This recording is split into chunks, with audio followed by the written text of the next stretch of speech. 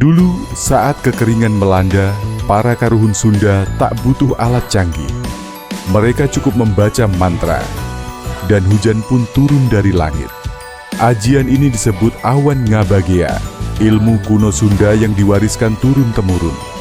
Tapi bagaimana bisa suara dan asap memanggil awan? Ajian awan ngabagea berasal dari zaman sebelum Pajajaran berdiri. Di hulu pegunungan Jawa Barat, para juru raga atau resi dipercaya mampu berkomunikasi dengan elemen alam.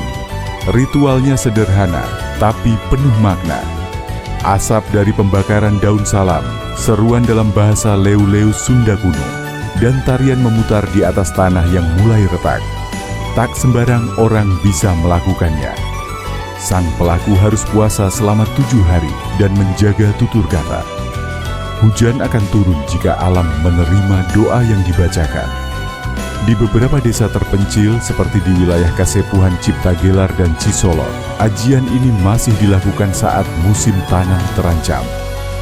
Meski terdengar magis, beberapa ahli menyebut ritual ini memanfaatkan teknik resonansi suara untuk menstimulasi awan hujan secara alami.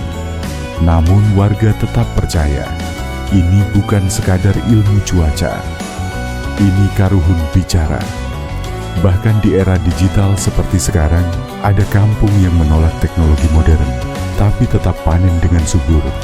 Bukan karena pupuk, tapi karena mereka menjaga ilmu langit yang diwariskan leluhur. Kamu percaya ajian bisa memanggil hujan? Atau ini cuma teknik kuno yang belum terjelaskan? Tulis pendapatmu, dan bantu jaga warisan Sunda ini tetap hidup.